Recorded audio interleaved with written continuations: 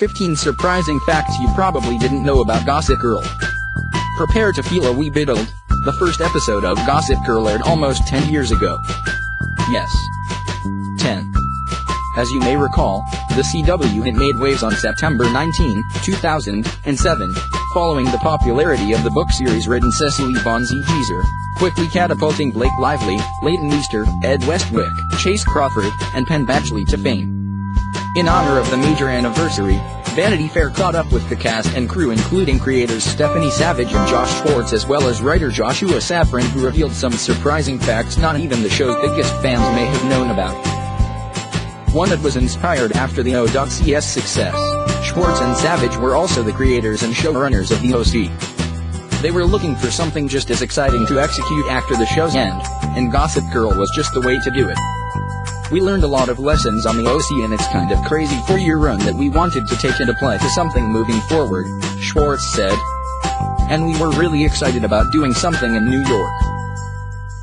2. Blake Lively was pegged for Serena van der Woodsen from the start, thanks to the book's fan groups and message boards, as well as Lively's popularity and sisterhood of the Traveling Pants. The creators already had an idea Lively was the girl for the role. We didn't see a lot of other girls for Serena, Schwartz said. She has to be somebody that you believe would be sitting in the front row of Fashion Week eventually. 3. But Lively wasn't so sure. She wanted to get her degree. I said, no, I want to go to college. Thank you, though, Lively recalled. Then they said, okay, you can go to Columbia University 1 day a week. After the first year of the show, it'll quiet down. Your life will go back to normal and you can start going to school. We can't put it in writing, but we promise you can go. So that's why I said, okay. You know what? I'll do this. She never ended up finishing college. 4. Leighton Meester was underwhelmed by the audition process. I think it was just the normal, typical pilot season audition for me, she recalled. I auditioned, and then I tested once, and then we did a screen test with everybody. And then, that was it. I dunno. I got it. But her recollection doesn't entirely match her actions at the time. She came in and she was really funny, and really smart and played vulnerable, Schwartz clarified. But there was one problem, she was blonde. And Blake was blonde, obviously, Serena had to be blonde. So, Leighton, who played Blair Waldorf, went to the sink and dyed her hair. She wanted it. 5. The two girls couldn't have been any more different. Blake is very much in the moment. Blake knows what's happening. She knows this movie's coming out, this band is happening, Safran recalled. Leighton, on the other hand, was very removed and very quiet, and, after her scenes were done, she would wander the stage. I had this image of her just in these gorgeous dresses with the book in her hand, sort of a little bit out of focus out in the corners. 6. And they weren't BFFs. Blake and Leighton were not friends, Safran continued. They were friendly, but they were not friends like Serena and Blair. Yet the second they'd be on set together, it's as if they were. Ed Westwick and Chace Crawford were BFFs. The two who played Chuck Bass and Nate Crawford actually lived together in an apartment in New York City's Chelsea neighborhood when the show started filming. They first bonded at an Arctic Monkeys concert. We had these girls coming up to us, and they were kind of freaking out about it. Oh, we love the books. Ed and I kept looking at each other like, shit, man, Crawford recalled. 8. Westwick's style was inspired by Jersey Shore, but not how you'd think. Rather, the reason Westwick was so put together and fashionable was to bring the opposite of Jersey Shore to TV. I think because he was a Brit and had a different understanding of clothing and what it means. He was game day one, Gossip Girl costume designer Eric Damon explained. He had a very big influence on menswear and how men dress today, and on what getting dressed up means. Menswear, at that point, was still very Jersey Shore. I'm very proud we got to break through to the men and be like, no, it's okay to dress up. You're not gonna look like some big pansy because you're in a fucking suit, dude.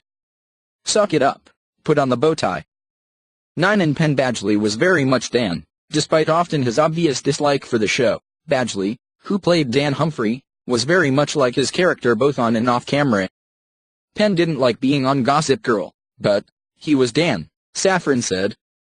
He may not have liked it, but his character was the closest to who he was.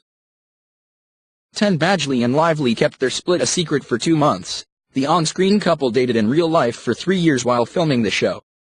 However, when they split in 2010, they didn't want it to interfere with the show or their careers. The shocking thing was, I found out on the set of the season 2 finale that Blake and Penn had broken up months before, Safran recalled. They kept the breakup hidden from the crew, which you could never do now. I don't even know how they did it. They kept it from everybody, which is a testament to how good they are as actors. Because they did not want their personal drama to relate to the show.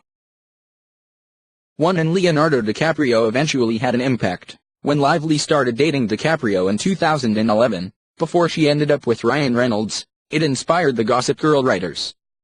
In fact, they even moved the show's filming to LA for a little while. We learned a lot from Blake, Safran said. When I think about shooting the LA episodes, Blake was dating DiCaprio at the time, and she had this thing where she had a doll that she took photos of that she sent to Leo. Blake was way ahead of the curve. It was pre-Instagram. She was documenting her life in photographs in a way that people were not yet doing. 12 It felt more like marketing than acting. Lively admitted that her real life and the show often crossed boundaries, which only heightened its popularity. In fact, she said she never really felt like she was acting. It felt like we were in the center of a marketing machine, a cultural pop phenomenon, she admitted to Vanity Fair. We were creating 3 episodes at once sometimes. We were given our lines at the very last minute. We didn't know where our characters were going. There was no planning or arc. It almost felt like a sketch show. We were basically sort of reading off of cue cards. There were people taking pictures the whole time and paparazzi jumping in front of the cameras. It felt like we were part of a cultural experiment. There was something neat about that.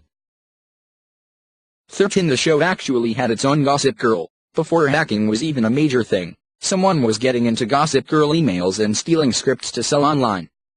Our scripts were ending up online, and we couldn't figure out how, one of the show's producers recalled. We hired a private investigator.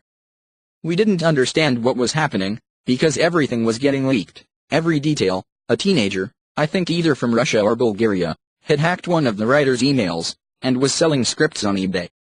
But they were underage, so they couldn't be prosecuted. It was a F-King production nightmare. We would have to X out every script. We would have to print on red paper. It was like there was a Gossip Girl in our system. 14 Westwick still doesn't know who the real Gossip Girl is, even though the season finale revealed who'd been signing hugs and kisses, Gossip Girl all those years. Westwick didn't get the memo. I still am not sure who Gigi was, lol, he admitted to VF. 15 A reboot isn't off the table. When asked about a potential spin-off series or reunion show, both the producers and the cast didn't completely deny it. Yeah, I don't really hear talk of that, Meester said. I guess I hear that in fits and starts here and there, but it's hard to say. If everyone was into it and if the timing was right, you know.